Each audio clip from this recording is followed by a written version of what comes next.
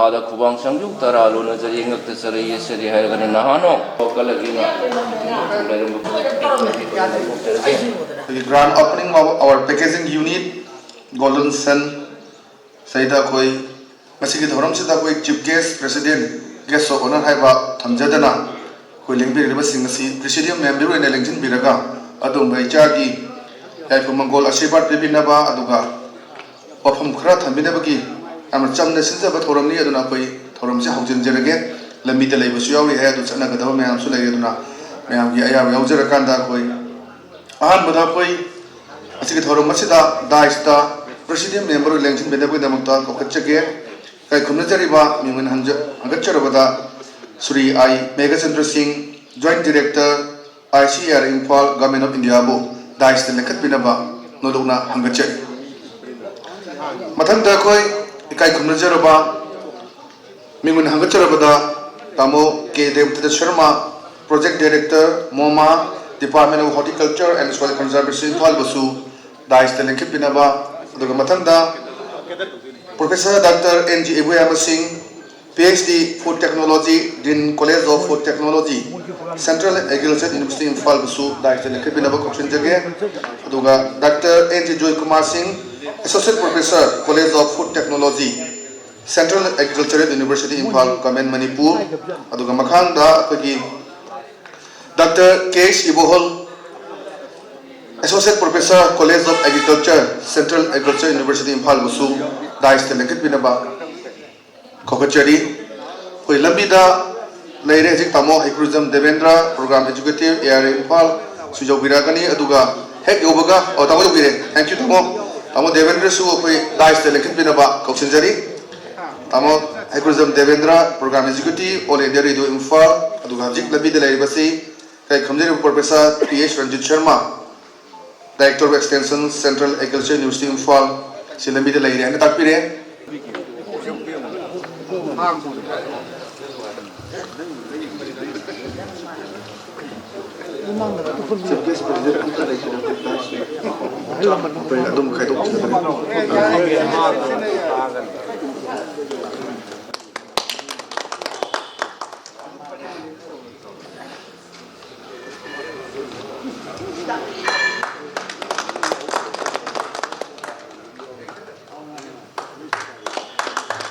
Si Chanapigi Yamna, Live of the Mid Habitai.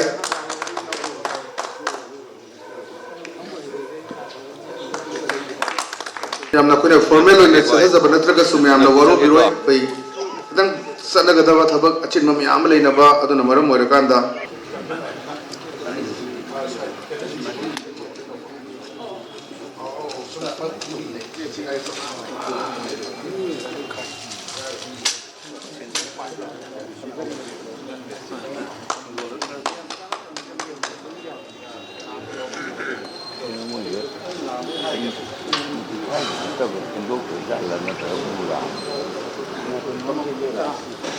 My candle is going to move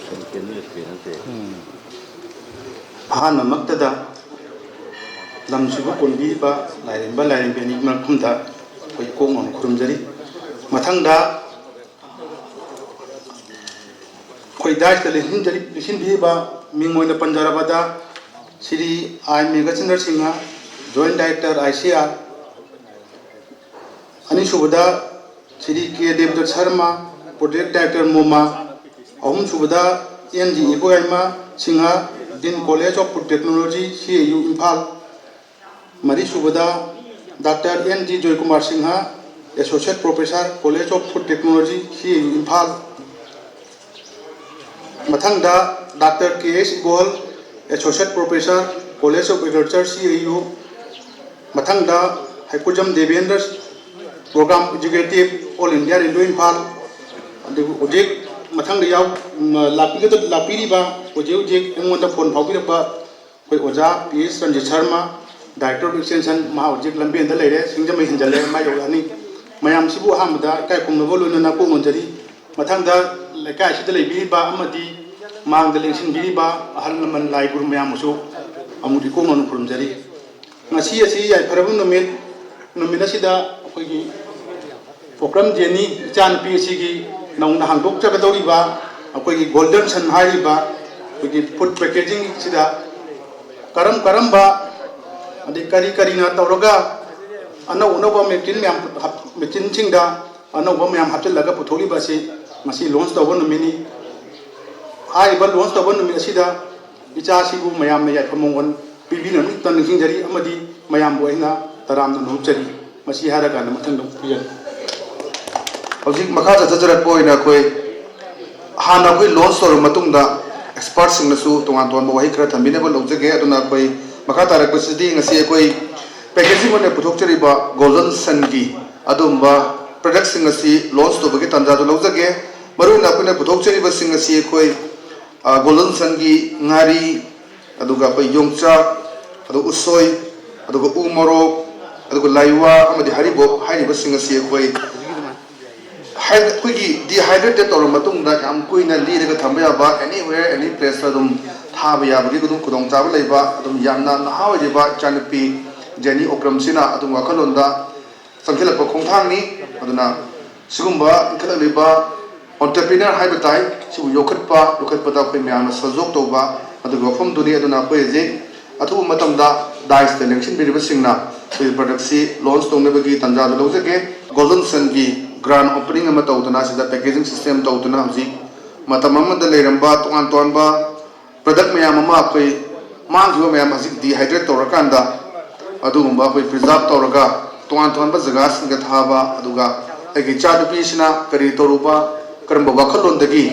ꯍꯥꯏꯔꯤꯕ ꯑꯩꯈꯣꯏ packaging ꯑꯁꯤ ꯇꯧꯅꯕ ꯍꯣꯠꯅꯕ ꯄ꯭ꯔꯗꯛꯁꯤꯡ ꯑꯁꯤ ꯀꯃꯥꯏꯅ ꯍꯧꯅꯕ ꯍꯣꯠꯅꯕꯗꯨ ꯃꯌꯥꯝꯗ ꯍꯣꯔꯦꯟ ꯏꯆꯥꯅꯨꯄꯤꯅ ꯃꯔꯤꯛ ꯆꯨꯝꯅ ꯊꯝꯕꯤꯒꯅꯤ ꯍꯧꯖꯤꯛ ꯃꯔꯛꯁꯤꯗ ꯑꯩꯈꯣꯏꯒꯤ ꯇꯥꯃꯣ ꯔꯟꯖꯤꯠ ꯁꯔꯃ ꯑꯩꯈꯣꯏ ꯌꯧꯕꯤꯔꯦ ꯗꯥꯏꯁꯇ ꯑꯃꯨꯛꯇꯪ ꯀꯧꯈꯠꯆꯒꯦ ꯑꯗꯨꯒ ꯄ꯭ꯔꯗꯛꯁꯤ ꯄꯨꯟꯅ ꯂꯣꯟꯆ ꯇꯧꯃꯤꯟꯅꯕꯒꯤ ꯇꯥꯟꯖꯥꯗꯨ ꯂꯧꯖꯒꯦ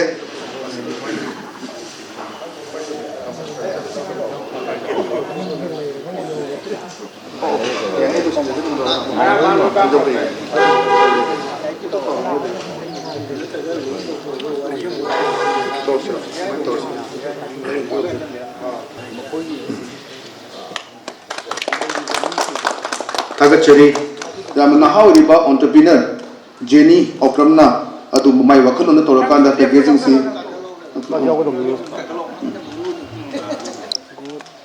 ꯌꯥꯝꯅ ꯅꯍꯥ ꯑꯣꯏꯔꯤꯕ ꯑꯣꯟꯇꯔꯄ꯭ꯔꯤꯅꯔꯕꯨ ꯃꯌꯥꯝꯅ ꯇꯔꯥꯝꯅ ꯑꯣꯛꯄꯤꯁꯤ ꯑꯍꯥꯟꯕꯃꯛꯇꯗ ꯂꯥꯏꯔꯦꯝꯕꯤ ꯑꯃꯕꯨ ꯈꯨꯔꯨꯝꯖꯔꯤ ꯑꯗꯨꯒ ꯃꯈꯥ ꯇꯥꯔꯛꯄꯅ ꯇꯤꯟꯕꯤꯔꯤꯕ ꯃꯌꯥꯝ ꯄꯨꯝꯅꯃꯛꯄꯨꯁꯨ ꯈꯨꯔꯨꯝꯖꯔꯤ ꯑꯗꯨꯒ ꯗꯥꯏꯁꯇ ꯑꯩꯒꯤ ꯏꯅꯣꯒ꯭ꯔꯦꯁꯟꯒꯤ ꯐꯪꯁꯟꯒꯤꯗꯃꯛꯇ ꯑꯆꯤꯟꯕ ꯃꯇꯝ ꯀꯥꯏꯊꯣꯛꯇꯨꯅ ꯂꯥꯛꯄꯤꯔꯤꯕ ꯁꯔꯁꯤꯡꯕꯨꯁꯨ ꯇꯔꯥꯝꯅ ꯑꯣꯛꯆꯔꯤ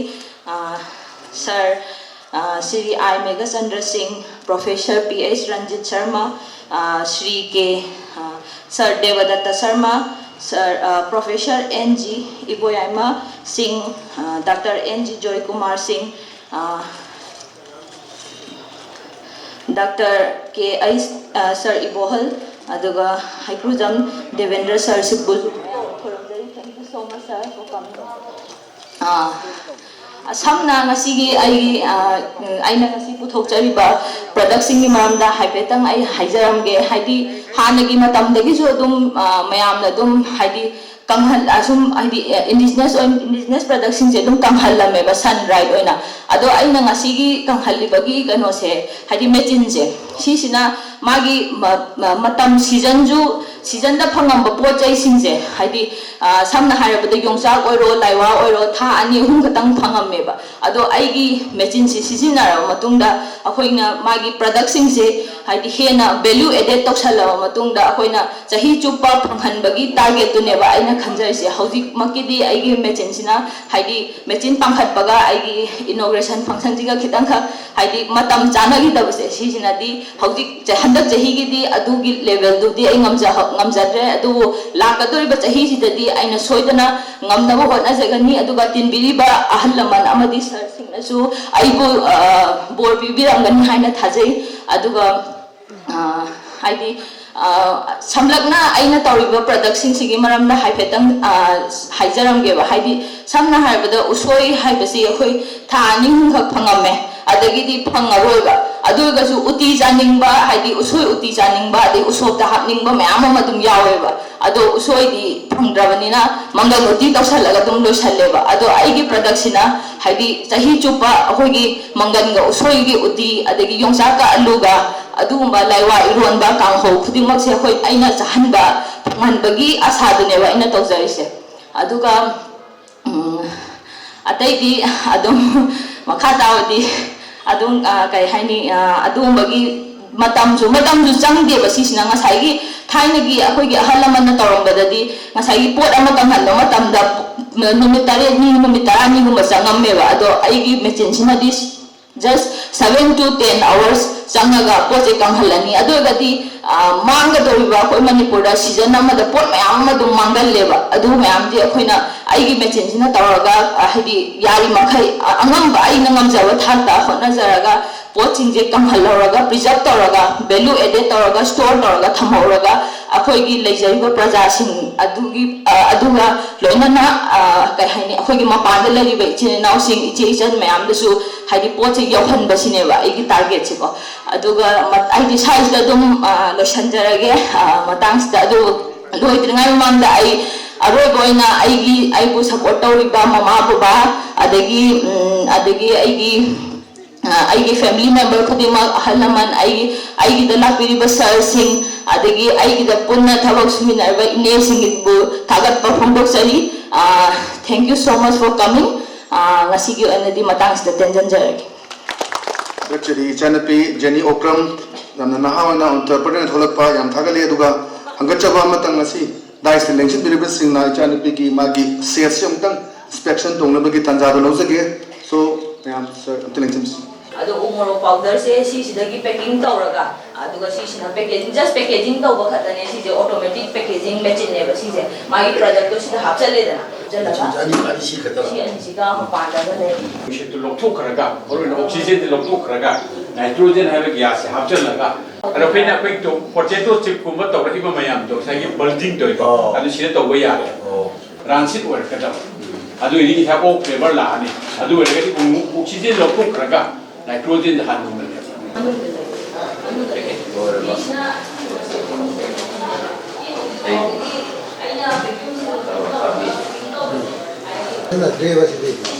Sizinaraba ada mi singsina dum haidi khuijalle supchalle packet to phajade khote adumba tasengidi akhona ngasagi vacuum packaging to rismaram chai akhodi hamda akhodi natural air si yongki buda say after 3 days manung sida multiple millions of replication lakani ba wacha microorganisms amada kitang yongki buda after 5 days we will find a lot of changes sida tre machine pun yawe sida somda tarama sumba dum kang hanbe temperature maintain temperature ke maintain to raga mai magi product ki matung ina ko ai mana pungam ta mana deba khara mana pung ni pan chang yawi daru chang yawi manga chang yawi adu na adu ma di aina ham ko ro matam da product ni ho ko matam da aina dang adu di research and development ki ta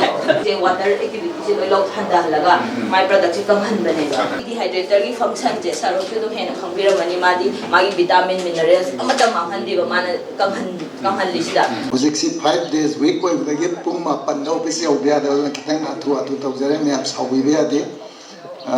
ta seng madi huziki program aikoi gi dried fruits dried products mayama huzik Manipur da sigumba program ma packet pe bazi am majai aduga aibu invite to be beda mat ena golden sun bu thagat po haraw bo pundok tari anana masi akoi Manipur da processing unit makal mayam ma mai magi lai product mayam su puthok na le ada akoi na hujik marketing gi isu la pakanda hujiki moisture yoba moisture hand ba se khudam moina koi matamam da sakhau ji kuina thamba ya de tin ne ka sar en complaint mayam la hujik su koi ge feedback se mapan gi lam do wa du ma hai ada koi ne yin kan da nga sa ge sing maling gi saruk moisture content si am wang le ma aduga akoina yomi ba packaging product si sorry packaging material plastic si standard yaudawa akoi ge ta kaithen da phangba dukan da phangba potsum na ge bujia ba adugumba ahomba sumna ge polythene 200 micron gumba ge thickness ita wa packing tok chanba adugumba mayam si dagi akoina moisture ji wang dagi adagi akoina khwailu ji sumaina kano afabo container sin raga ju asai gi manung da hap khilo pot si da moisture wang magadi kem kan de ana akoina ngasai gi sida medicine nama thambiraga sumaina kanghalaga kudakta packing tawiri ba sumaina tawwa nitrogen filter ba asai mayam ju yeng badai gi nitrogen jina asai volume ji kayandana shape si kayandana akogi tin gumba degi akogi mold fungus gumba microbial lakado mayam du thingna ba idam tan adu nataba become cleaning become packing ena sinthoga yom ju leire adu mai product matungina koina sian na bi ba yare adu mangwanda loina facility ji leire adu ga ujik sian nei ji drying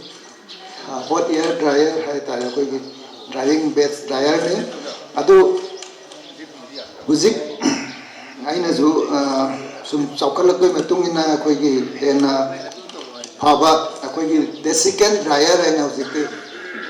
ꯀꯩꯝꯇ ꯃꯥꯡꯍꯟꯗꯅ only ꯃꯣꯏꯆꯔ ꯈꯛꯇ ꯂꯧꯊꯣꯛꯄ ꯍꯤꯠ ꯌꯥꯎꯗꯅ ꯃꯣꯏꯆꯔ ꯂꯧꯊꯣꯛꯄ ꯃꯦꯆꯤꯟꯁꯨ ꯂꯩꯔꯦ ꯑꯗꯨꯃꯥꯏꯅ ꯁꯨꯃꯥꯏꯅ ꯃꯊꯪꯗꯁꯨ ꯑꯩꯈꯣꯏꯅ ꯑꯗꯣꯝꯗꯁꯨ ꯑꯩꯈꯣꯏ ꯆꯪꯁꯤꯟꯕ ꯌꯥꯏ ꯑꯗꯨꯒ ꯁꯤꯒꯤ ꯄꯣꯠꯁꯤꯡꯁꯤ ꯑꯩꯅ ꯍꯥꯏꯖꯅꯤꯡꯕꯗꯤ ꯑꯩꯈꯣꯏ ꯍꯧꯖꯤꯛ FSIꯁꯨ ꯐꯪꯉꯦ ꯑꯗꯨꯅ ꯁꯤ ꯃꯄꯥꯟꯗ ꯊꯥꯗꯣꯛꯄ ꯀꯔꯤ ꯇꯧꯕꯗ ꯑꯩꯈꯣꯏ ꯑꯗꯨꯝ ꯀꯥꯟꯅꯔꯅꯤ ꯑꯗꯨꯒ ꯉꯁꯥꯏ ꯑꯩꯅ ꯑꯩꯈꯣꯏꯒꯤ ꯄ꯭ꯔꯣꯐꯦꯁꯔ ꯕꯣꯏ ꯑꯃꯒꯁꯨ ꯋꯥꯔꯤ ꯇꯧꯖꯕꯅꯤ ꯑꯩꯈꯣꯏꯗ ꯍꯧꯖꯤꯛꯐꯥꯎꯗ ꯃꯅꯤꯄꯨꯔꯗ NABL ꯍꯥꯏꯅ ꯂꯦꯕꯣꯔꯦꯇꯔꯤꯁꯤ ꯂꯩꯇꯕ ꯑꯗꯨꯅ ꯑꯩꯈꯣꯏꯅ ꯃꯄꯥꯟꯗ ꯇꯁꯦꯡꯅ ꯁ꯭ꯇꯦꯟꯗꯔꯠꯁꯤ ꯊꯥꯗꯣꯛꯄ ꯀꯥꯟꯗ ꯈꯤꯇꯪ ꯋꯥꯕ ꯈꯔꯁꯨ ꯂꯩꯕ ꯑꯗꯨꯒꯨꯝꯕ ꯑꯃ ꯑꯩꯈꯣꯏꯒꯤ ꯃꯅꯤꯄꯨꯔ ꯒꯣꯔꯃꯦꯟ ꯑꯃꯗꯤ ꯄꯥꯔꯇꯤꯀꯨꯂꯔꯂꯤ ꯐꯨꯗ ꯁꯦꯐꯇꯤꯒꯤ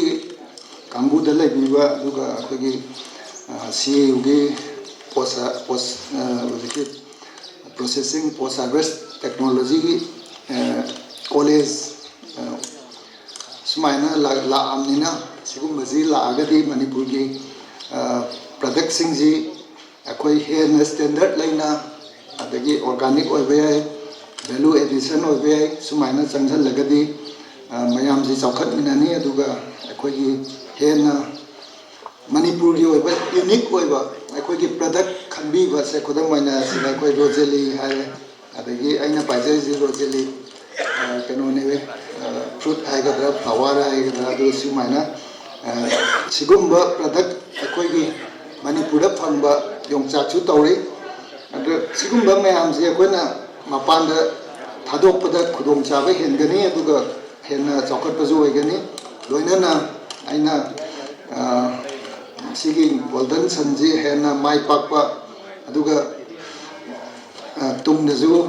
ꯆꯥꯎꯈꯠꯄ ꯑꯣꯏꯁꯅꯨ ꯍꯥꯏꯅ ꯑꯩꯅ ꯋꯤꯁꯁꯦ ꯊꯝꯖꯔꯒ ꯃꯌꯥꯝꯕꯨ ꯊꯥꯒꯠꯆꯔꯤ ꯑꯃꯗꯤ ꯕꯤꯗꯥꯏ ꯂꯧꯖꯔꯤ thank you Professor P.H. Ranjit Sharma, Director of Station, Central Agricultural University, Imphal, Government, India, Bu. Tentapu bahum thabinaba. Hangachir. Tada nasi yai paraba grand opening of our packaging unit haidna mingthonba nasi yai paraba numit achida lekai chi ahlaman lingsan biribasi amadi Manipuri sakna rebukya timbile mafam achida aihangna mayambu ahlaman bu kongnonjari amadi dais lingsan biriba punamabusu aihangna kongnonjari Tasyan mamakni ayam numai asigi numit achi kaibian mana hojikta akoida magi product sing amachung magi equipment mayam sing achi utkre hojikta aigi mangda habiramba khoi colleague Dr. Megachandran nasu phajana habirame kari kino khoina packaging da ayam ba mai onjan jari bachi kari noi ramasi awol ba ma propata agriculture gi entrepreneurs ki section da aina thodo endona haibidra basu ngasi dais election biriba khoi akhoi irategi thodo endona santona takadaba adugumba akhoi staff yagjari ai sama Central Agriculture University ki Director of Extension Education siga high entrepreneurs in Sigi Mariam Nailamba Maramdi I section the king Atanayamba training program Sugumba technology assemblies ano technology koi putoiba mayam sing si praja miyamda tahanba uhanba sige section sing simi aduna ai chawthona ai ngasi mayam mamangda lingjam biriba Allaman sing mamangda hajaning madi akoi Central Agriculture University da khwaidi laibu phaba amana akoi irakta hoji chillenjan bidi akoi oja ibu yaima akoi hoji din oina College of Food Technology adra lampen patar laiba sigi akoi oja ibu yaima na din oina inau na handa join tawirabani oja ibu yaima chahi tara manga tara taru koi Maishu da laiba siati arayana madiri da koi na chahi tara manga tara taru lairuraba adugumba koi Manipur masani adubu akoi university da join tawbasimasu achauba koi inot amani haidana ahalla mani mamana thamjage ngasi ibe mana puthokliba packaging unit singa akoi gi Central Agriculture University koi food technology da lairibe equipment singa sigachu akoi yam hena laigre mamangda khoi mamangda din oibiramba khoi oja Joy Kumar khoi agri engineering gi section ni aduna hojidi kasu waningai leite na khali maramdi akoi university su mayangi damada thong law kana hangduna leijari sugumba entrepreneurs kya young entrepreneurs kya tholakpada khoi always baton leba khimita khoi saukasei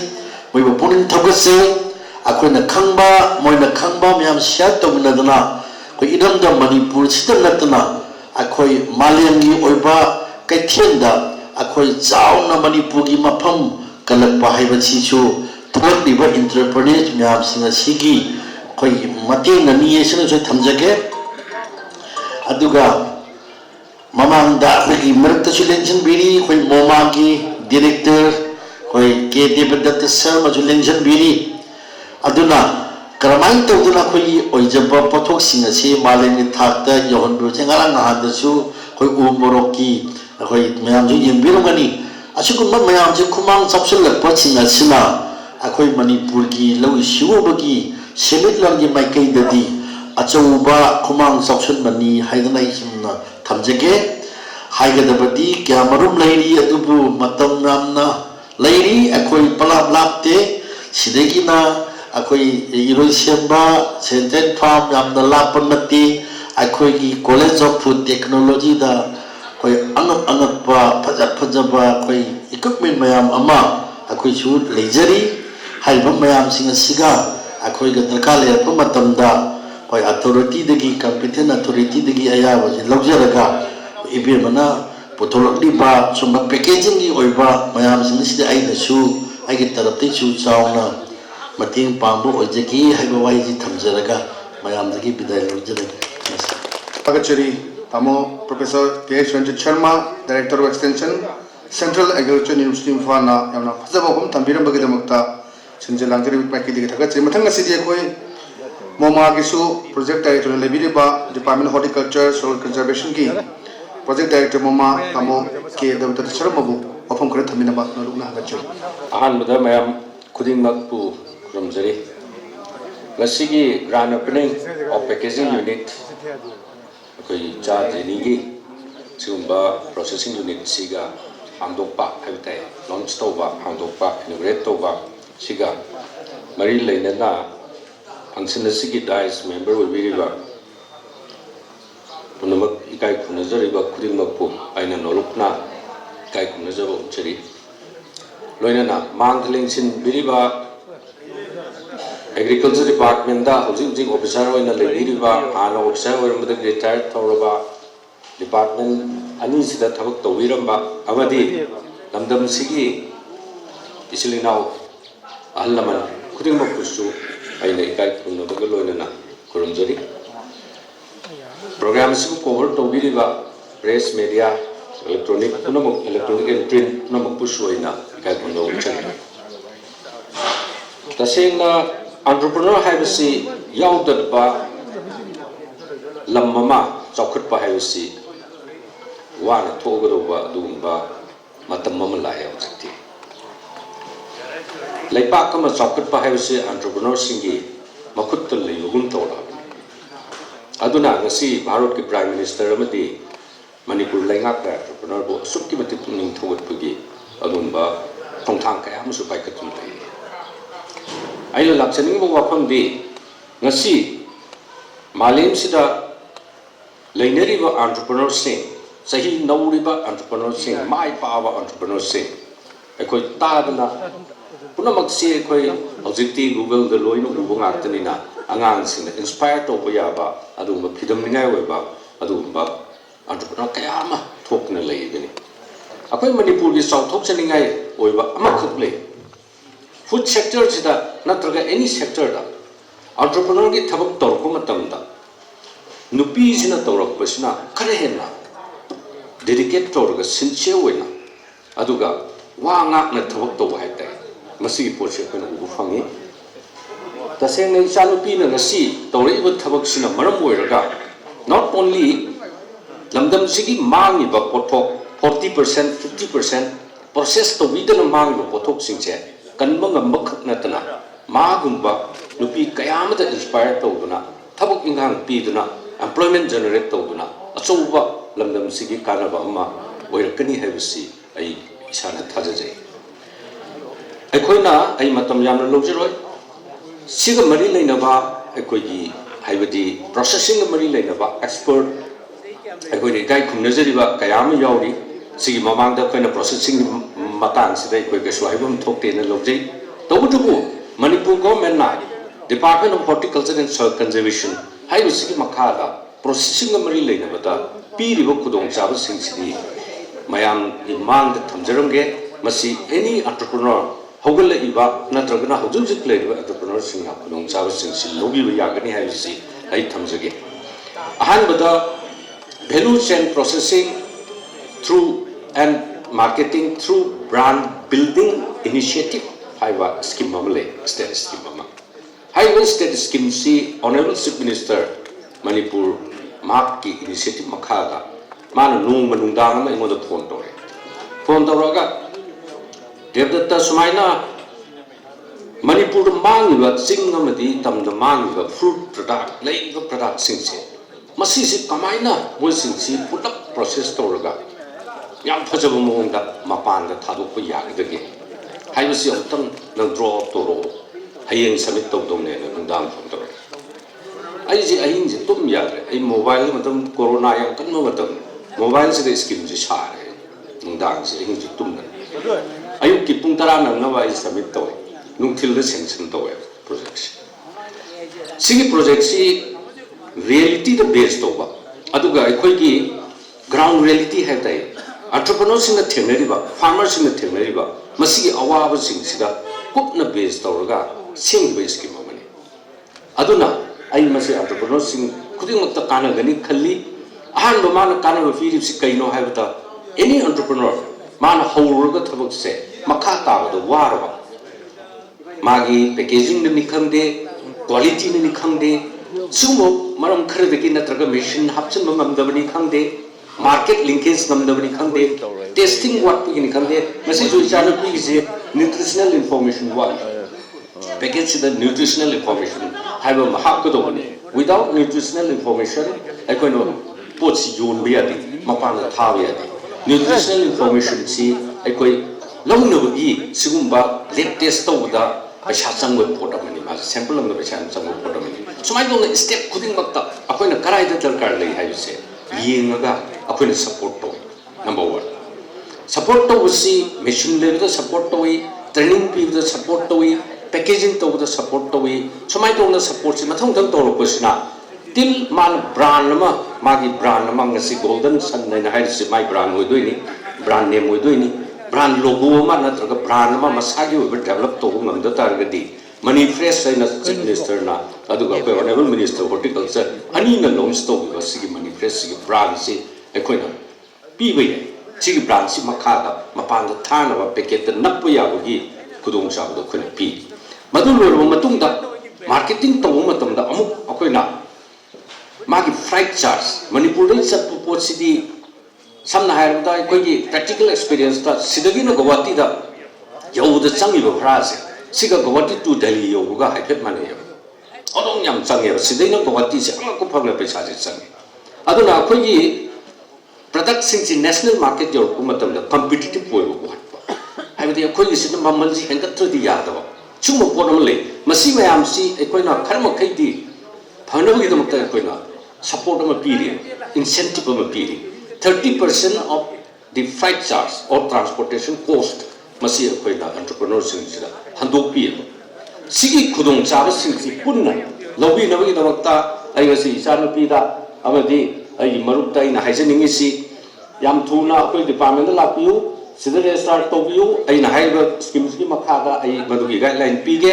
aduga masida amana traga amada kanaba si lomina si manam di mayam gi kanana ba nakhoi go pukning thogat na ba nakhoi go mak kaya si puthoga lamdam sida leiba mangi ba tai ba pudamak se loina ba manghan dana akoi yon ba yana ba economy phagat na gi mowong da ko semba akoi na tawjeri ba thabak thorum singni chima ai hanba oina thamjage ani subuda aina being processing unit ta food sector da samna ba mi moina I experience that in Haizagadi maximum the hygiene maintained to you. Sida alpha toxin, adudaki magi contamination, microbial, masida yam the conscious way with Mapangi. Havidi abroad to live consumers, masida tina conscious way. Some have done a silver any fresh vegetables from India, US the thing is salmonia haba aduma microbes ma yawi. Totally banned. Sumaito na Japan standard. Adagi akoy na Dubai da chakpo matumda Dubai da chakhaw si taste only. Moi idi any food product natraga su moi ki municipality ki lab test through to dragadi Dubai market chang ban yade. Anything akoy na ta thawa ya jat nate. Amamam test to da lupali singyang khaini thoi sak. Product kamak khak test to lising yang khaini thoi sak. Akoi product manga test to ya koi Manipur layo padana loina ma koi clear way to udu ai hygiene di standard si makal le masi akoi hojite hong section ga do number 1 number 2 mioi ba khuding bangna masak phajaba hai si loin pa packaging phajan bai se darkar le phajare hai dana manung da yauri ba magun do madu taraga su madu su pamte hojikti magun su phaba masak su phajaba ani sini mayam na consumer mayam na ta na ripse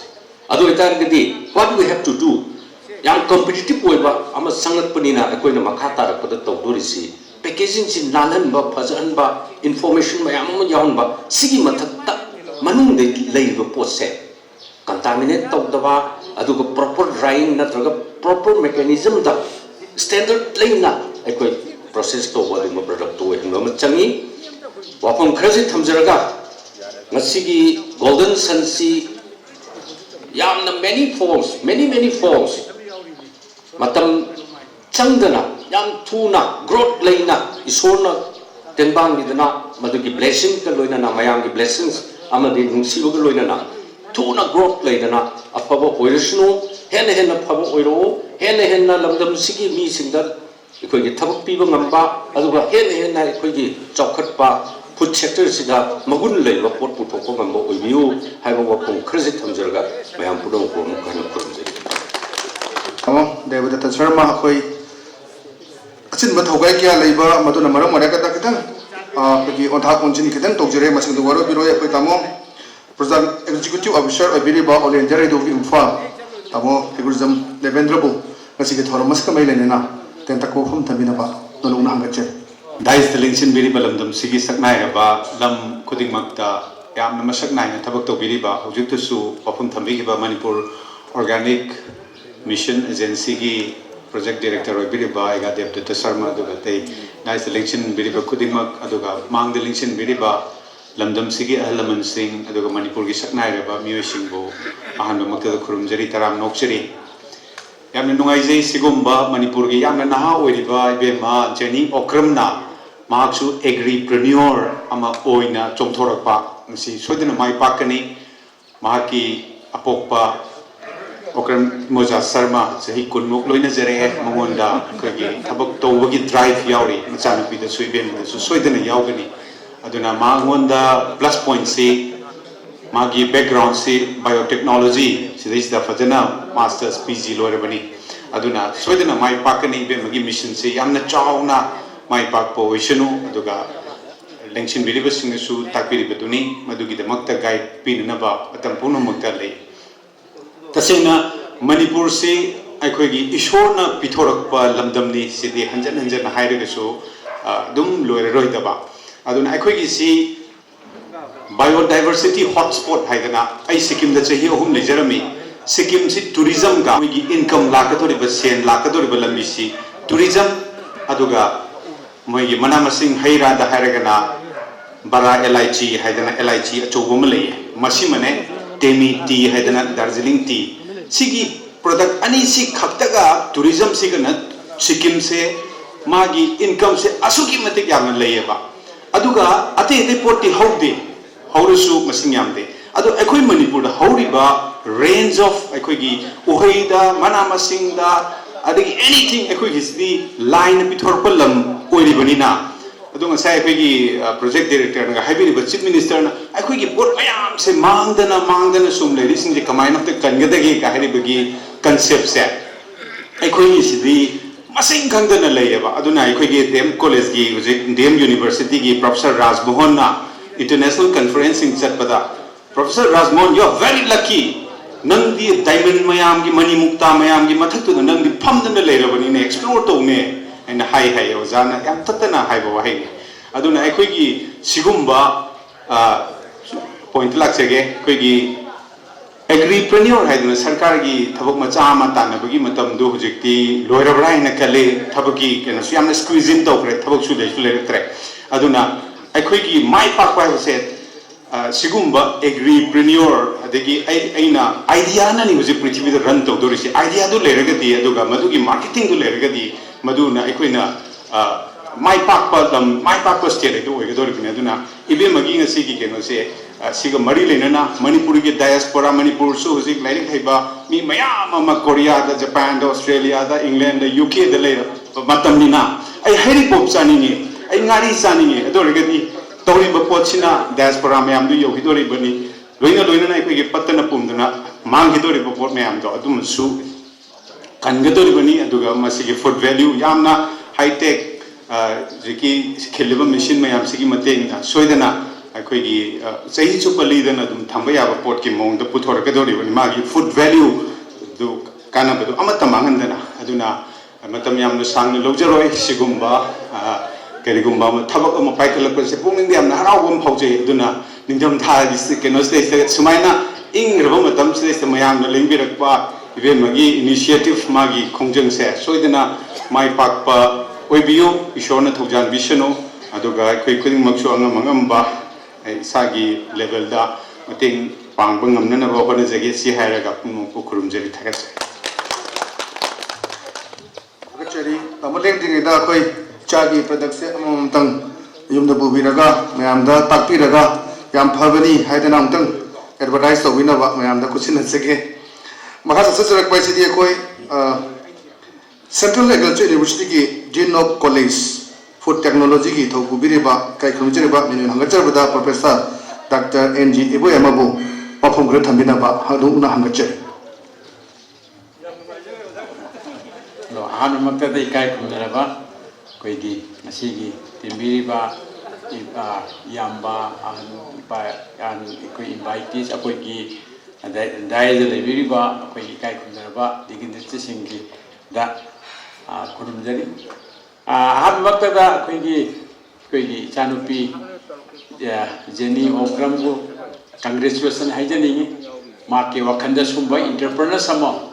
oigena thola ibase entrepreneur je se masa matang na te man entrepreneur sorak ka ni thab ka yamro phangduri bani matum na thab to boy yaroi farmer su yaura ani worker su yaura ani seller su yaura ani oina mak no tong na bangak tani aduna ngasi mana tawre iba ngasai gi dehydration haiba ngasai si yamna uiraba oldest technology ne ba mamang ngai da ikoi ahal lamanna nungsada phoraga duga rumchan thamaga hayeng nungju thada puthoga saba tongna bangak tani the chai same technology da hojik mana science hapchal aga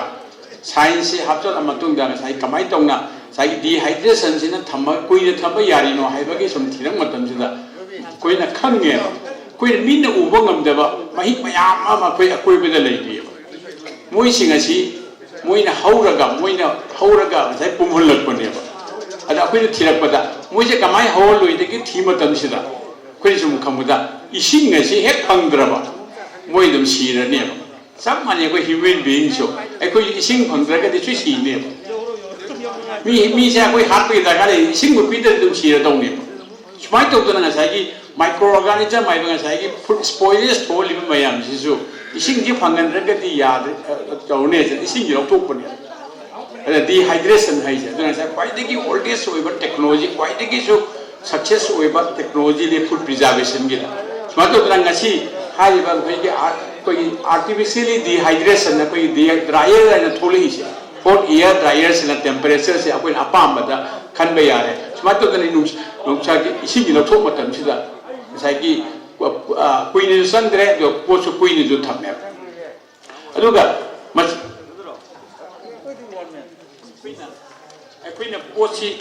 process tor matungda loirak pada kari do gda ge masi kuina thamge hare ga di akoi packaging ai si darkar le packaging ge role se am chaure masi je science mane ba packaging jibo pass tongna ba degree course जब degree course लेगरे master लेगरे PhD लेगरे बा packaging सिदंग तौना बता मसी science नि art ने बा art सिदा फजना योंबा अदुने बे कोने consumer न थीनी सी हे फजबा attractive ओइबा अदुने बा आहाम बदंग sai आर्ट साइड से अरि मतुंग नमु कई हारे गदा मासी कई हाय तारे मसी प्रोटेक्टिंग तौबा कोई पोस हाप न बा माई फंक्शन ने अदना कोई अच्छी यंबियो पैकेजिंग के लेरम द तारगदी आई कोई मार्केट द फंगी पुट में जे कमाई तरंग बदे बा थाव ना कदे हापंग गनी हवाई ना कदे हांग थुम ना कदे हापंग गनी जे खनबियो बा पैकेजिंग के लेरम द कांददी आई कोई द यामना प्रॉब्लम नंबर लाखरने अदना मासी पोसी कई गिदमता पैकेजिंग जे कई गिदम तोइनोदा मागी साइंस लई करे मागी आर्ट्स लई करे अदुगी मागी हाइगी मागी पोसी हाप ना बा सागी प्रोटेक्शन तौना बा अमा यावरे बा प्रोटेक्शन जे कई दम तौना बा डिस्ट्रीब्यूशन तौना बा असी इसा इंटरजेंग मयाम ना सी पैकेजिंग बॉक्स मयाम ये नरी से ये बा सागी अतुम महौ खंगदिया मखय से मसे पैकेजिंग की सागी मागी फंक्शन दुने मागी डिस्ट्रीब्यूशन तौना बा अदुगी अमना मु मागी कमाई तौकेदा मागी अनो से सागी स्टोरेज तौ या बा पैकेजिंग स्टोरेज तौ या ना बा अदुमने बा सागी मागी पैकेजिंग द लाखे से अदुना अखोगी अखोगी के हाय तारे सी फूड प्रोसेसिंग सी की पैकेजिंग सी अदुमतिक फरकती अखोगी प्रोडक्ट सु कुइने थंबा यारे अदुना अखोई मतु पैकेजिंग मतुंगी ने अखोई मथक थाई बेस्ट बिफोर एंड थाइस था में मनुंग चाबियो था नि की मनुंग चाबियो साही मनु चाबि करी की मत तौइनोदा से पैकेजिंग दुगी मागी मतुंगी अदुमतिक कुइने थमनिंग हारे गदे पैकेजिंग की वैल्यू से चाउने कोई खाली पैकेजिंग लेयर हम खतने गायना कोई फ्रूटी एपी के थकनरी से ऐसी शुम येंबदा मसी लेयर तरुक से लोनरगा सेम काने गाई प्रोडक्ट मनुंग थम्मगा बिना अमा खक लोथोपदा जे प्रोडक्ट तो नुमिन इनी मनुंगा पुमन मा हिदुने न क्वाइटिगी लुरी से साइ पैकेजिंग से अदु मणिपुर करी पैकेजिंग से कोई पैकेजिंग से मपोस से लेरबरा हंगमतम से पैकेजिंग की लंबी से रिसर्च सब याव तौते अदुना कोई मपानी की इंडस्ट्री होलगसु मपानी पुसला नाक्तने पुथुई में रॉ मटेरियल तो खतने बगे पुथुई से ngasi कोई उरीबा ngasi पैकेजिंग मशीन में हमसे मसी यामना लुबनते मपानी पुसलपनी ममन यामना पीरगा पुसलकपनी यामना कांदा सेमबजु मी गोबदो मुसा संगदुरिनी अदु सबरे अखोगी सिदा लेजरिबा मेकानिकल तब यावरी वर्कशॉप तब यावरी मोई सिंसी सिदा पीबा तारगदि कोई इंडिजिनस पैकेजिंग मटेरियल पुथोपो यादे सिगी अमसो कोई जो एम्प्लॉयमेंट की मखादा लेरे सुमाय तोतना अखोगी छाइबा काउगी मखादा को सेंटर निगे कसे यूनिवर्सिटी की मखासदा 13 कॉलेज लेयेबा 13 कॉलेज से कोई नॉर्थ ईस्ट की होइननी रे कोई मणिपुर अनी खक लेयेबा अमना एग्रीकल्चर अमना फूड टेक्नोलॉजी से नौना हांगकपनी लंफेंद लेरे मसिदा अखोइना पुथोइबा तौदोइबा से डिग्री ने पीरी से बीटेक फूड टेक्नोलॉजी हरेस मयामना फूड टेक्नोलॉजी हारगा करिगी वेजिटेबल खर लेरो फ्रूट खर लेरो कथलो सोंगो पैक तौरो अदु खदनी खल्लिसे अदु नतेबा फूड टेक्नोलॉजी यावरे पोसिंचे पैकेजिंग यावरे एग्रीकल्चर यावरे मैकेनिकल इंजीनियरिंग यावरे सिविल यावरे बायोटेक्नोलॉजी यावरे माइक्रोबायोलॉजी यावरे बायोकेमिस्ट्री यावरे फूड केमिस्ट्री यावरे ओ मयामना तंबो प्रोफेशनल कोर्स तंबो सब्जेक्ट मयाम से कोई फूड टेक्नोलॉजी यावरे अदुना फूड टेक्नोलॉजी सिना मान हायें तौतु मन तब दिसे पोसे कमाई तो ना कोई न थंगदगे कमाई तो अनो प्रोडक्ट से पुथोकदगे हाइबगी अदुबु बने अदुना से कोई डिग्री पीरिबा से 4 इयर्स की डिग्री नि मोय हायें थोलक मतमदा मासे मांगरोय मासे मांगरोय डिग्री पास हो कने मा गवर्नमेंट की थबक तौनिंगोय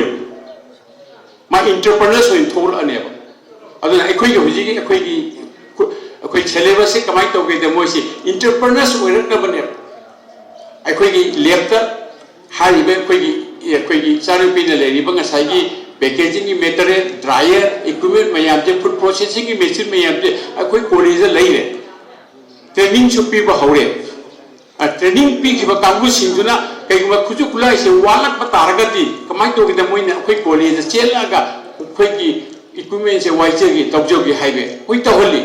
सुमाय तो तरह नसी की इसानोपी जेनीना तौरी बथबक से हौरे स्टार्टिंग तौदे अदो सिंग एनम दे हाइजगे फूड प्रोसेसिंग है यामना कॉम्प्लिकेटेड ओइबा यामना रिस्की ओइबा इंडस्ट्री ने अमक यामना सेंसिटिव ओइबा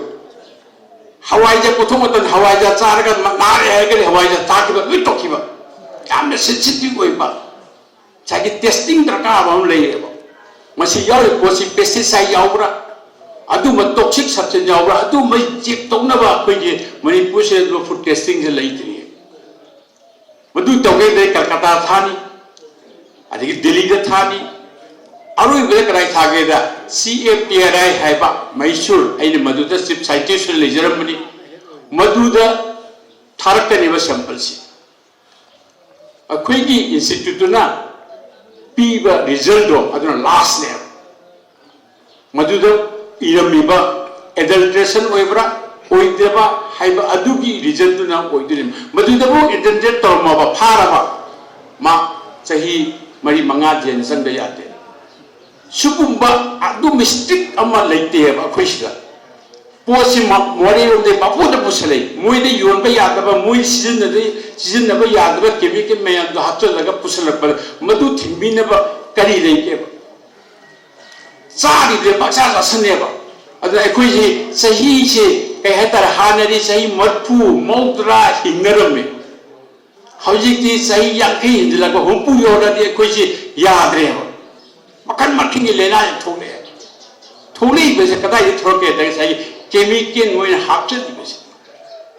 अदु अखोइसिदसु मणिपुरसिसु फूड इंडस्ट्री मसा मसा याम तौरी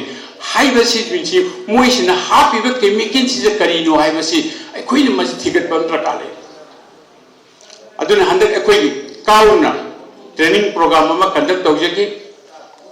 मणिपुर की एंटरप्रेन्योर्स मयाम कौई मी चामरोम एप्लीकेशन लाई अदा अखोइनि तौगदबदि मी कुंथा खक्तगिनि अदा या आरोइबदा निफु तौवेबा तौइ मयाम जे इंडस्ट्री तौव ngaktani ko adu moi अखोइनि पीबा अखोइगी ट्रेनिंग से पीबा तंद moi यामना हराउकी moi तौरम मयाम दो छिंदोक चखिएबा अदुना अखोइनि तौइबा मेसेज से कई हाइगदा काउना तौइ मेसेज से इंटरप्रेन्योर मयाम सिदा noi हौराउ noi अदुकी अवापा अदुकी टेक्निकल प्रॉब्लम मैम दो अखोइदा हायो अखोइ चुमथोके सिने अखोइना तोरिसि खुलाई वाले कॉलेज लाओ सीजन नो अखोइगी खुलाइसि अदुना मयामसु फूड प्रोसेसिंग सिदा मणिपुरदा इंडस्ट्री में लेगे हारगदी फूड प्रोसेसिंग ना सक्सेस होइगनी मी एसे चादरदी हिंगदबनी अखोइगी रॉ मटेरियल अखोइगिनी मणिपुरदा होइदि याम इंडस्ट्री से हेलुंग इंडस्ट्री कन चखले यंगबियु हेलुंग इंडस्ट्री से रॉ मटेरियल दी मापानी पुसलप गात अखोइगी लंग बुथोकते लंग माबारी पुसला तो अखोइगी दी किहोम लेजरे पैशन फ्रूट लेजरे किवी लेजरे चंपरा लेजरे मसी अखोइ मांगना उखुंद मांगा टाइम मैम जे अखोइ प्रोसेस तौरगा अदु अखोइ एंटरप्रेन्योर्स म थोलक तारगति आज मसी सोइदरमक अखोइ द जॉब की एम्प्लॉयमेंट से जॉब की से सोइदरमक खरादी फगदरना खले मणिपुर दा nga चानी nga सी पुथोबं ngमदना अंदरदक पुसलै अखोइ पुथोदि अंदरदि के दो पुथक पुसलै पुसलैबा nga दु मयाम खंगिरमनि nga से निमिनि थमदा पुमो nga ने कुइने थंबा यादे अदु अंदरदि पुसलपनि मित्रा ngani सगी तरा सगी अदु अखोइ सम तो लेनरि सादनि अदु खंगबनेबा कई लेनोइदा मणिपुर nga दु रुपा चनी यांगै पिरे मोइदना चनी निफु पिरे रुपा तरा खन खेनौ गिदमक मोइद लै सायो पोतु दे हें साख्र मनु द कई थोके दु दे अखोइ खंगे अदुना मणिपुर सिदा अखोइगी कई हाइतारे गवर्नमेंट के साइट के सो फूड टेस्टिंग लेबसी मा थमिनबा अखोइना हाइनेजरी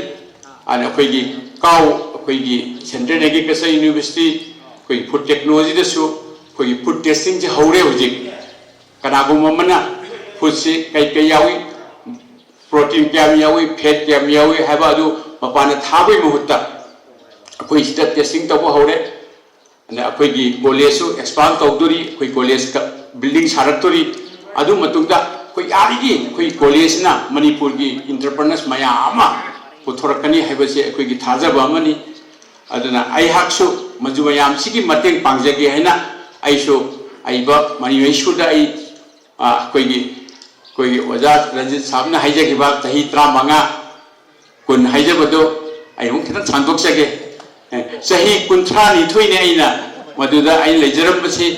आई यारगदि अखोइगी मणिपुर की बायोडाइवर्सिटी मसिल लइबा रिसोर्स मयाम से मेडिसिन पोट मयाम से मतंग पुथोगा सिजनबा यागद्रन खंजबनी मणिपुर की चाब सिस्टम से कमाइना चारमी कमाइ फमगा चारमी चा एमतम सिदा कर्म चागे येलो पिजन ओले हेबले उसोप चाबदा पोथुम येमदा छबोला येलगा लेपे कईगो लेपिनो मरम मलेरमगनी थुम मारो बे येले केन मपांदे थुम महामदि येले अखोइ मणिपुर थुम अकोमदि येले हई रोरपदा हई मु अकुलोरपदा हई मु चाइ अरे अथुम मुजुंग जासले हाइ बमदु साइंटिफिक मयाम थिबब दरका लेबा अदुगी मतम तारम मदुना मासई मोगासिन ओइरबले अखोइ दरि फास्ट फूड फन आथम बेसमी जाबदा फास्ट फूड जानरियो अने हाइनिंग बदी फास्ट फूड फास्ट चलेबा सिदने अखोइना चाब सिदा याम लेरे अखोइना अखोइगी के हेतारे जिंजाक सिदा दुमतिक चारिगी अखोइगी कई हाइतारे पुंसी सांगे हैबा अदना कोई ऑर्गेनिक फूड एंड मकन इसे हेदी ममांग चारम पोट मयाम दो अमुहन चाब येंगकदि आइजु सही मौदा पुंसीनी हैबा अदु मम्मा थोले अदना कोई मणिपुर सी अदुगुंबा स्टेट अमा हुजिक सिक्किम सी ऑर्गेनिक स्टेट एना थोखरे अखोइगिसु ऑर्गेनिक ओइदबा यादबरा हैबा ऑर्गेनिक ओरगदि अखोइगि हाइतारे मधु योब केमिकल मयाम दो अखोइदि हक्सांग संगोय हाइबगी मोंगदा अतौबनी अन हुजिक अखोइगे चिंग द थारिबा पोट थाइमेसी आयामन ऑर्गेनिक नातनी मसे अखोइना चिंग मथक चलगा पेस्टिसाइड हापुबगी दरकार लेते अदुना अखोइगी रिसोर्स ओरिबा अखोइगी प्रोसेसिंग जी यारगदी कमाइ तोदना इंटरनेशनल मार्केट ता पुथुपंग ngमगदगी हाइबदा ꯑꯗꯨꯅꯤ ꯑꯩꯈꯣꯏ ꯂꯣꯏꯅꯃꯛ ꯄꯥꯏꯅꯦꯄꯜ ꯃꯌꯥꯝꯁꯦ ꯂꯣꯏ ꯁꯤꯖꯤꯟꯅꯔꯦ ꯃꯅꯤꯄꯨꯔ ꯄꯥꯏꯅꯦꯄꯜꯁꯤ ꯃꯌꯥꯝꯗꯒꯤ ꯇꯥꯗꯦ ꯑꯗꯨ ꯄꯥꯏꯅꯦꯄꯜꯁꯤ ꯊꯥꯕꯗ ꯀꯔꯤ ꯀꯥꯟꯅꯒꯦ ꯍꯥꯏꯕꯗꯨꯃ ꯂꯩꯔꯦ ꯄꯥꯏꯅꯦꯄꯜ ꯄꯨꯊꯣꯔꯛꯒꯅꯤ ꯑꯗꯨ ꯄ꯭ꯔꯣꯁꯦꯁ ꯇꯧꯅꯕ ꯍꯥꯏꯕꯗꯤ ꯃꯗꯨꯕꯨ ꯆꯤꯟꯖꯥꯛꯁꯦ ꯆꯥ ꯊꯛꯅꯕ ꯍꯣꯠꯅꯕꯅꯦꯕ ꯃꯗꯨꯃ ꯁꯛꯁꯦꯁ ꯑꯣꯏꯗꯣꯏꯅꯦꯕ ꯃꯌꯥꯝꯅ ꯌꯦꯡꯉꯨ ꯃꯦꯡꯒꯣꯁꯦ ꯆꯍꯤ ꯑꯃꯗ ꯊꯥ ꯀꯌꯥ ꯐꯪꯉꯤ ꯊꯥ 2 ꯃꯦꯛꯁꯤꯃꯝ ꯊꯥ 3 ꯐꯪꯅꯤ ꯃꯦꯡꯒꯣꯁꯦ ꯑꯗꯨꯒ mango ꯐꯪꯕꯗꯤ chahi chupam phangeba nogi fruity have slice have do dukan khuding fruity phangni ba ini matam kana ko ba ge samla adi eno tere fruity fp pini ba magi season di sai thani ka hum khutne ba phangi badi throughout the year tamai tamo hinno ba smart to na sai isa no bi beni ne khali se u morok si uji phange u morok le kan ne kamai to ba Manipur ke 50% पैसा दी मापान सत्य बा मांगांग मयाम like तम बगी mama मापा मयाम नदी मासा तो पिजनी में अरे सिर्फ थोको पुट मयाम जे उसोई देगे खंडे छेगुम देगे खंडे ओतोंगा दे खंडे पकारण थान बहुत नरी बा थान अब तो कमाई था के देगे मंडर तो पुम मगरी कमाई तो बा इसा तो नार सीरे दे कमाई तो अदु बगी सेफ्टी पॉइंट में लामतन से ऐसा पैकेजिंग ऐसा प्रोसेसिंग ऐसे दरकार ले मणिपुर दा कोई कहता है कोई उतोंगा साथ बोले उतोंगा सी यंग सेवा योगचाक साथ बोले योगचाक से कोई मणिपुर फंगुदर दगी मोरे रोम दगी बर्मा रोम दगी पुसल साग योगचाक साथ अदुम हिंगले की दी उतोंगा दरकार ले उतोंगा कला पुथोक दगे मणिपुर में साम पुथोक उतोंगा पुथोक मागी मुंगा आदि कदाई फंगदगेबा कोई पुथोक नमती आसाम दगी इवन बांग्लादेश की पुसलगा उतोंगा साई बिजनेस है फूड बिजनेस लई से लोइनबक मसिने तोंगतम थबक से लोइ पिबा ngomgane nga achai yongtak akhal matam sida asai utonga chapai to honar pada utonga gi tawtu supply to nga yong na modab nga adugi farmer jo thau phangane aduna khoi thengna harabada manipur da industry legi haragati food industries na jam success hoigani cd akhoi indigenous hoiba cha taba yadaba pot ngaktani akhoi gi chabache chawi muk tawrisna akhoi na legiba hoje cha yo pot mayam indigenous hoiba hawai jar khangde otonga khangde mayam chane he ta khangde masi kayam nak safety hoige habadu mu yeng ta masi mayam ta de hawai ja sabdagi mayam nanabam yaw the hawai je kamaina tawri ina kamba kadamba hana traditional hoiba production je kamaina scientific wala pusota gri safety hoiba ma ta de aduma tune sai traditional hoiba prop mayam si thijalake koi herbs ta khangde ama khangde koi mayam si thijanaba masu kan hondari mayam su hebetang ta tajaramgani koi tongni khoksi yamna phaba sai ki corona se nga thokong ngame haiba ma tv daga kan tawrambado ai isama ki research ni ya asengba apai reason ni madu tongni khokse hoye mayam da pakta thara pawo da howi phoidan nabada ngamna da bane masi ki scientific output si phangagadi tongni khong na ka thagana ne ba tongni khoksi akhoi madu queen tham ya da bani na madu pawga se dry se ki sana pi jenis dryer tawraga powder semaga madu he yolak taragadi de tongni khok juice kai na yolak taragadi shuma mayam leire ba akhoi gi lam sida har mayam si shuma mayam de tawk taragadi akhoi ji no ta de koi international market ta akhoi gi manipur sida dugumba koi gi herbs ki junction namni haiba maya health related aduna koi ya maru e ba mama me le ba alle manje tanaraga karmam charmi aru mohorati kai saram lepung nga charam me lepung nga ne kari yauri dong thira pata nomang khasina kamai nomang khasaram me karam kana saki kamai saki adu mayam chi hoi mangi dore adu maji maya thiklak taragadi akhoi karigu ma khoi food processing ne entrepreneurs le khale adu masi akhoi thoi puthok ngam dem masi bosi ma pa na phangdo ngam ta aduna sagi mi maram da le mi mana Manipur gi poaching che research tor publish pat tawri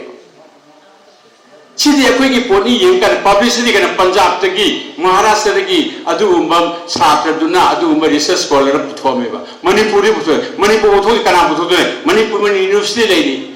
IBSC leini college mayam leini aduna akoi masigi si tawna bo hanabda koi kaw ise kamla eba kaw sina huje kanna tokhole ba sai chakra mayam si moide sai half si piraga nang masida sijalo masida holo kai go makhar puthor ko haiba du ba makan hona eba swato da wasya kuina ngangja re tamjam logja re aduna yang si jam na harau jaba mana koi entrepreneur sama thole koi na guide to ya ba entrepreneurs ma starting to re sat matam sida lambi da kai go kudung thiba yam thulak khine ma se struggle yam tor ka ne ba struggle loi khoi na swen guide to wi gani haina koi gi kaw ga gi koi ahum ma koi se le re mari kaw nga kaw ate le ori se mayan lu chan na re ko koi kaw gi nga tane le ori se masi koi gi sigi symbol ne kai ne da koi nga sigi program se yam thawai yauna yam interest hoina jeni sibo koi yari ma aphawa hai kai tare entrepreneur sa hoina ba adu ma mateng pangjage haina lepse duna ngai jari buni thank you Nungai marik chumba wafam thambiramba amoibe ama makha sasarak paisidi Dr. N.T. Joy Kumar Singh, Associate Professor, College of Food Technology, Central University, Imphal, Government of Manipur bu wafam thambida kunjari aham magtada akai sigi lamdam sida akai hai ba akai sister Jenny singa sigomba akai food processing entrepreneur mo oila ke oire haiba ado wo shu kini haina ana asasu tawjiri ba sigum function sigi ma lengchim biri ba akoi ki lamdam sigi ahal lamans yang bata yam ahanoi ba su yam yauri yam nuai je lamdam sigi ado loine na ngasi gi tais te lengchim biri ba akoi ki kaw ti mayam la kre akoi ki department de ki horticulture department de ki ana asia di lakko ming wo de pandra ba su utanan taram na no lukcha ba loine na aina sigi matang sida ai basically akoi agriculture engineering is the process and food engineering hena tawjar kuni ai gi PhD si tasengna harbada akoi gi ai su college of food technology da lejaba faculty ni research adu mayama machine mayama puthokchaba ai gi particular field di sengna harbada akoi gi dryers haibitare ko su mo puthokchaba any food processing machine combine sagadage adagi landam sida mapanta mayamna khobiri dune machine acho bo yam lai adubu hai me machine mayam si akai gi Manipur da pusalaga hai small state haibitare ko adi production su yam to da Punjab to puthoi ba port mayam jinduga ai di production level duga akai gi pikraba Manipur state northeastern states da puthoi ba port sigati moi gi machine su da sana badi ya ta bane na kam suitable machine puthoga ya ga de hai ba du no da research am da ungje ba masakam mission amani aina thamjaningi yamna ngang ga su leitre akoi gi mamang da akoi gi speakers myamna pasna ngang grabnina ai point amani ahundang sida thamjiram ge mayamna khombi akoi gi ngasi gi particularly ngasi gi hariba suma function si packaging unit amabu inauguration to na gi tamang tane haibasi adugo packaging to driki mamang da akoi gi mamang gi speakers sing thambi gi bada drying haiba adi kanghan ba haiba pot se si yam maru si tawdri di akoi da packaging to yaru doina ba adubu mayamna si matang sida kanghan ba haiba si machine change mayamna di akoi gi sun drying mapanda puthoga kanghan lamang atani akoi angang weng da su akoi mai pa mayam se na to biram ba sida akoi su khangdi matam din knowledge ati tamudri adubu akoi na sum research like da sum changjala pai matungina kangren ba haiba port si nungsa da thamba port si khangbiri dune pot ama umuro khai si umuro si kangan mo hono ba da manung de yaw kangan ba haibsi ke no manung de yaw ba ising malen si tam tan tholaka do ne ba akoi gi haiba di mapanda umuro amagi pisa masidagi mapanda gi mising manin ja tak thokra matung da manung de gi tam sum tholaga magi surface de le surface de gi mo emotion de dingi do ne mayam the khambiri duni adu bu akoina solar sun drying hairse ko nungsa da putok matam sita akoi nungsa si maybe around 30-35 degrees centigrade ujiraga so mana akoi nungsa haiba por sida all the time akoi continuously same temperature da lay jinatte mayam the khambiri duni aduna mana saba kharga horamaga mising manin thokhlaba matung sida sida capillary hole mayams ki through dani akoi manung deki ising na migrate toraga thola ga mapan tin yudu siko aduna kamai to ge herda nusa kana saku matam sida magi capillary holes le tholam basi tholam gani phajana ma activate toraga adu matung dei di nusa de kitang inter ko matam sida capillary holes block to thukhiba to thukhraba manung da leiriba ising manin je thol pangam dre ma adu akoina continuously sumba akogi sister na putoi bang asuma dryer sida thamba targati continuously temperature se same temperature se tham targati my capillary hole high gadra ko ising manin thok se continuously tholaga ising manin je tongraga manung sida ising manin amug yahului to neba adu na sagi nungsa sida tomu matam sida di capillary hole block to thokre maning tho loina thopang ngamodre akoina di feel doge kangamani haibana sumba pot mayam si akogi leminate chini now mayam si kan kitang tabu su wale ko akoina village the training to bukan sida akoina nungsa da tawi phasina kangi haiba mayam to ko maybe nom nini di ma si feel do ngone phasina kangi kana adu bo manung da di ising manin khari yawbani na akogi di khambiri duni ising manin yaw ta di mawon da production da yawri ba germ microorganisms mayam sina masapok thorkani larva thorkani adagi so many activities mayam toraga mase mangal kadoini masu phajaro oidoini fungal infection mayam lakane ba sini akogi ngasi importance of a dryer akogi sisters na ngasi to ba hodai se landam sida khangan na bagi damakane adu akogi mi amana entrepreneur mana pasa si yakon paise banati manipur di suma dryer haji bujikile isi akogi mechanical trade dryer ko electric dakata electric habisi haidi no akoi leibading amni machine si atu mai cost of operation so kitang adum wa kaniko aduna loine na aina sisters su thamjining isi mechanical dryer su sinabiyo adugar solar based dryer ko akoi university su puthok saba aina su puthok saba tum khar leise adum ai tum mateng pangjege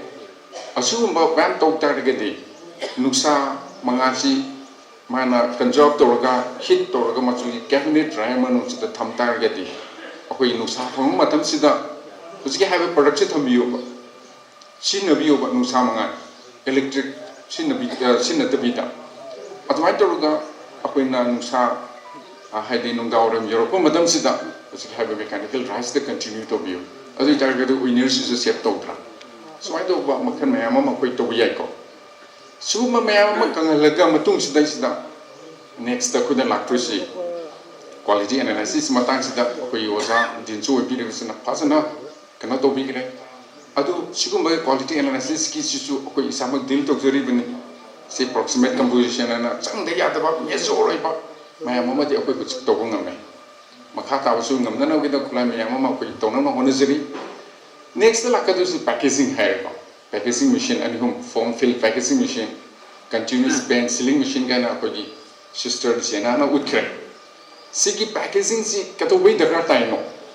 ha bu su ko sana thambai gi bada aina thamjening madi packaging haiba pot to ma tam si da akoi ne khang de bi da packaging si ngai gi aina jang solar da san da haidi nusa manga ja to gi ba pot si packaging sigu the thongi matam sida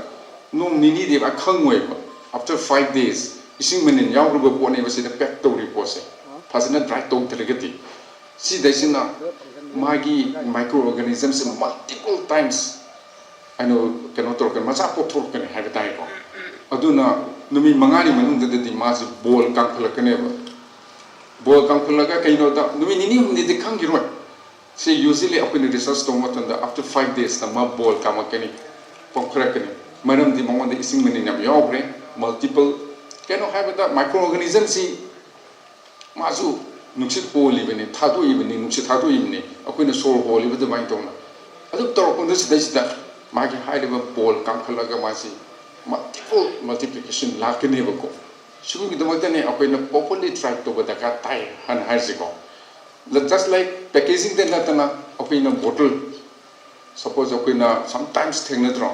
bottle da han ba juice mathun ga punthuaga lerambado adu karigino ngasi ai bottle se juice hangrabni natroga artist hangrabni squash hangrabni handoine ba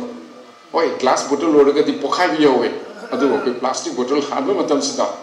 mongon da su jiki haiba same process minini humni mangani matung sida di multiple magi microorganisms had a replication to masa po thuraga mazi had a gas formation lakne ba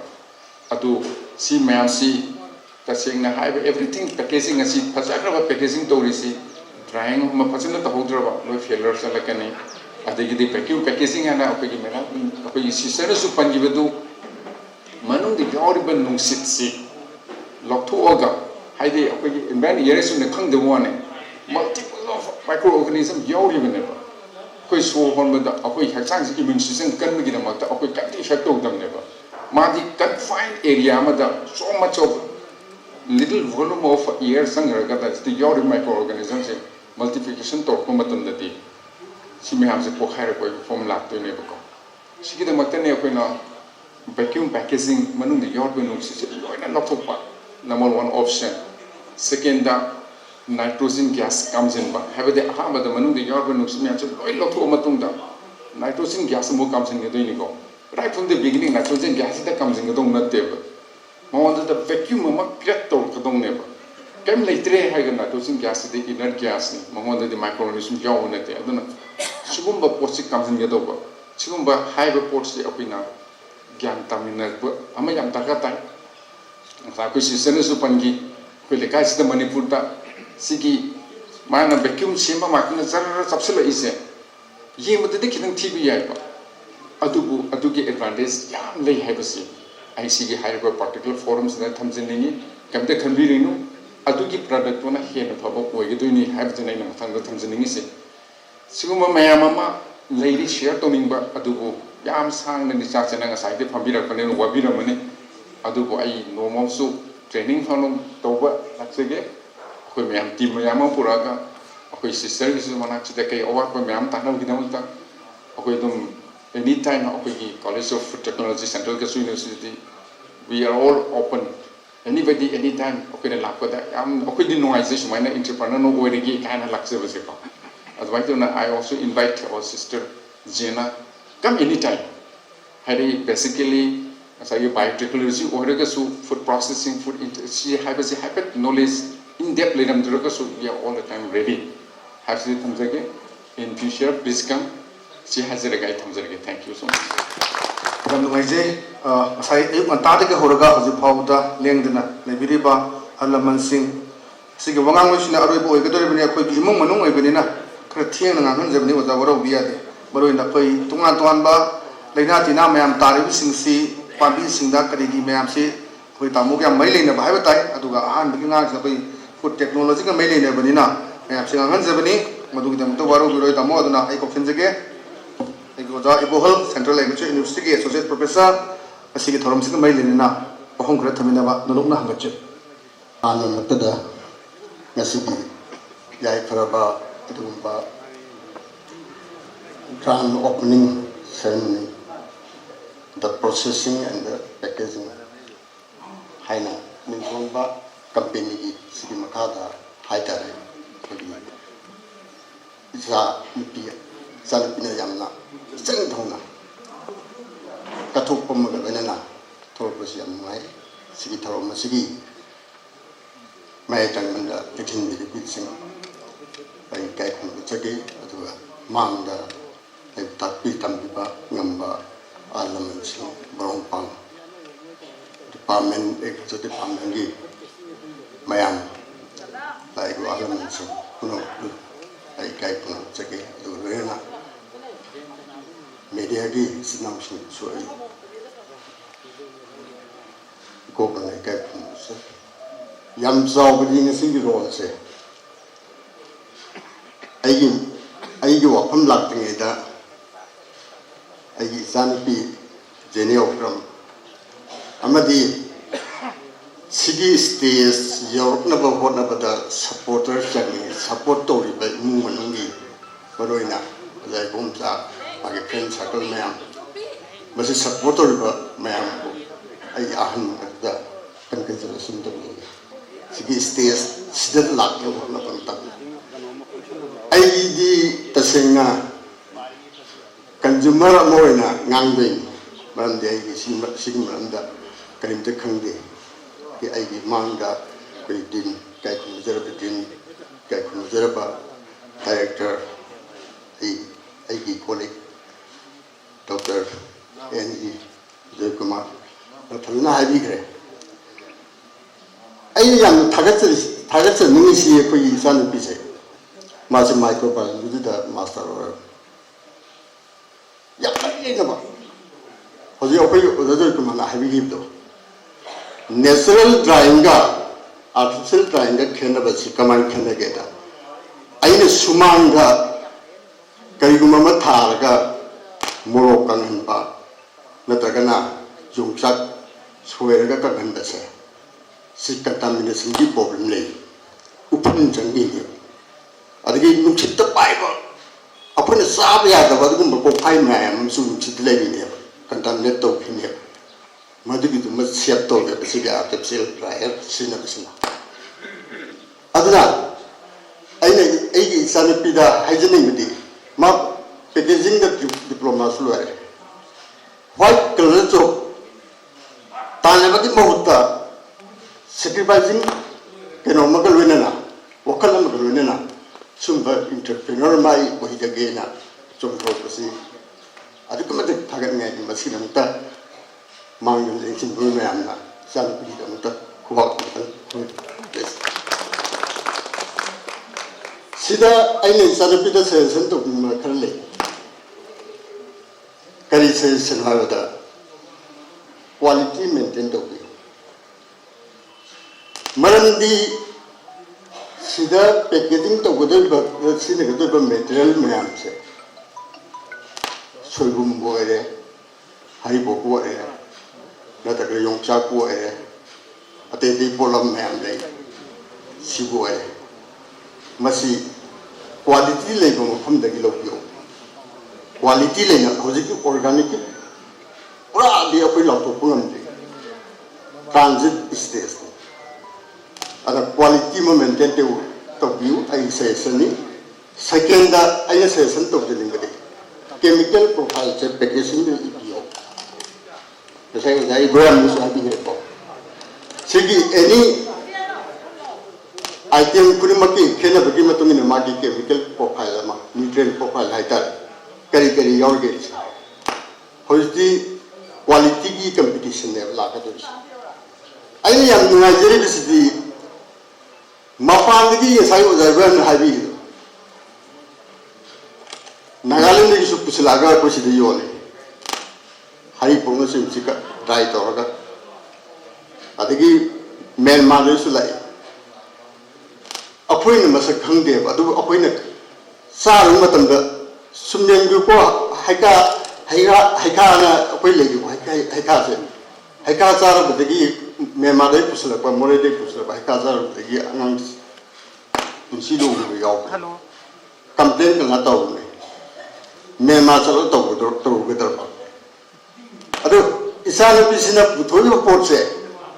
आइगी यंदम से दब पुथोक बनिना आइने चारो मतम दाइदो खुरोंथि बथोकपा नत्रगना इमुंग the खुरोंथि बथोक मतम the complain से ला cycle हम तोंग ला ग complain तो ये यम नुवारी सिगी प्रोसेसिंग एंड पैकेजिंग यूनिट अमा सिद लेबगी खुरोंग जाब से कोई मणिपुर की पुंगुन बन फंगदो अदगी आइना लोसिलपदा सानपिदा सेशन तो मुगलगी टीम वर्क से दरकार लेके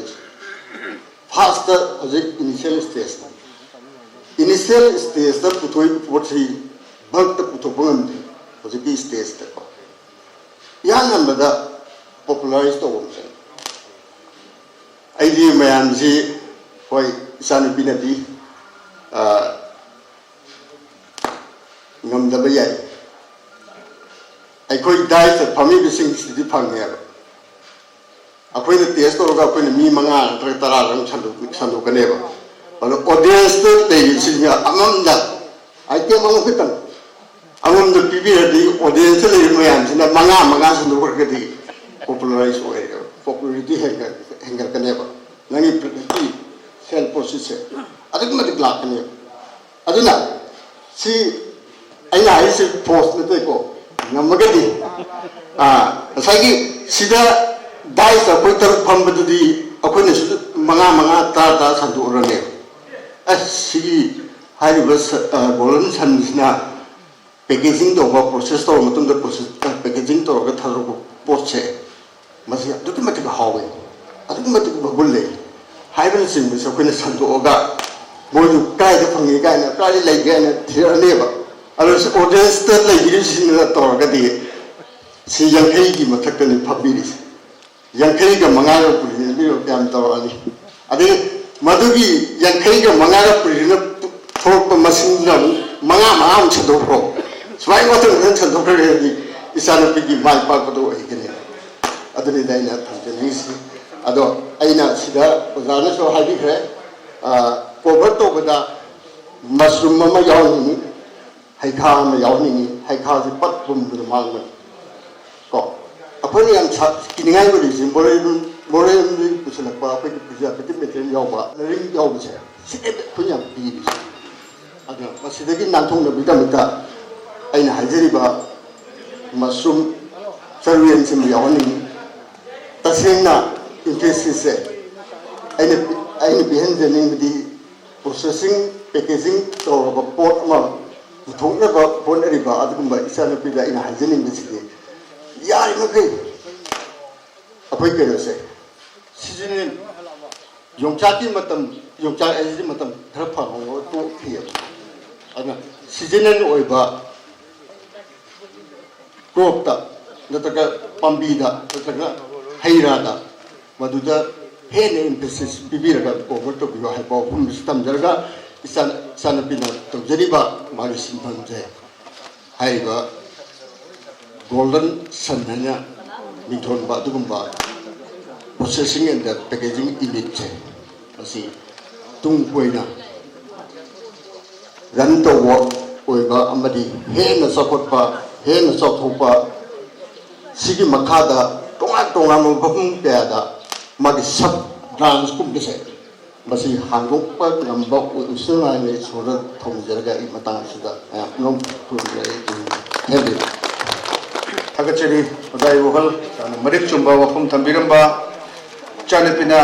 येंजगे खनगे लेजरंबगा ओजाना ताकबिरंबगा चप चारे हजिक मयामदा कोई आगे प्रोडक्ट से मम खुदोल तमजरगा इचासिगी बोर पिबिरमु हेना माय पाकनबा ओजाना ताकबिबा दमाइना कोई तोंगान तोंबा यूनिट मयामसु अतोप तोपा डिस्ट्रिक्ट सिंग नतगा तोपा दथाबा ngambagi थौजाल दु निंगबिरलिबा सिंगना बोर पिबिरमु हाइजरगा फरम स्किल सिलकपदा कोई बोर्ड ऑफ थैंक्स ngasi निंगबिरलिबा सिंगबु थागत वाई पिबिनबा एगियाबा चोइबु खोखसिनजरी मयाबु थागत वाई पिबिगि ये सानुपी जेनीगी कोई फूड प्रोसेसिंग एंड पैकेजिंग ये गोल्डन सन कवा अमा इनोवेट तो बात नहीं कुपा लोला मार्केट तो हम को तो इसला लिंक भी रही बात ताई हम बात ताई किंदा मतलब चार बात ये श्री आशिया की ओजा मेगासन रा जॉइंट डायरेक्टर आशिया गवर्नमेंट ऑफ इंडिया प्रोफेसर ओजा रंजित शर्मा डायरेक्टर ऑफ एक्सेसिंग काउ श्री के देवेंद्र शर्मा प्रोजेक्ट डायरेक्टर मोमा Department of Horticulture and Soil Conservation Imphal Government of Manipur professor doctor NG वेमा Singh PhD food technology in college of technology CAU Government of Manipur मंगा सुबदा doctor NG Joy Kumar associate professor college of food technology CAU Imphal Government of Manipur लोयलवेलना ओजा इबोट कोई गिरी फैमिली डॉक्टर केसी बोर्ड associate professor college of Agriculture CAU हाइगुजुन Devendra programme एजुकेटिव एयर इम्फाल हाइबसिंग लोयलवेलना ऑडियंस की साइड फंबीरिबा मयामबु गोल्डन सन चार्टु जेनीगी sigumba food processing and packaging gi unit ma hangro puisda lengbi pagidam se olen san di mai kai degi hagat pungduk jari loelna man yang khaba daisa hamni ba lection di ba se ozai be ama adagi ozai bol ozaraji ozajoy kumar amala pada adum yaraba aduga lebak gi thabak toge na chomthoraba ngaptani bakoi yaudna di manipur se bukal pa sokhal pa yaro haina khanjaba aduga akoi ju agriculture da tamdraga ju ozai bol se koi ju ozani akoi ozai bol gi chhatra ni ana concept si ozai bol da yampi koi da adagi ozaraji akoi yaptoi tinaba adagi ai maru gwa ba di ai college calling ni हाने खांगी कोई section A दा B दा कोई पुल लगा अगर तो सुमारा उधर पे हमना साइसिंग तो उतना केंतो यम थागत तो पुंगुल जेरी होजा यमना ना देख तबा मयाम की सेवा तो बा सांगना मणिपुर हिमालय बाक्षी केंबदा केंतो भी वाना आई बैलेंस नि नाकन साइड तगी थागत हाइजेन थागत पुंगुल जेरी लोयलोना नसीगी आयु इंग्रवा टेक्निक पसिदा सागे मीडिया काबुनी हायदना सागे नमदना खोतना अदगी से माइक तोदर खोत तोइसे मसी जो कोइना कॉलेज की माइक दगी हाइंगाय दना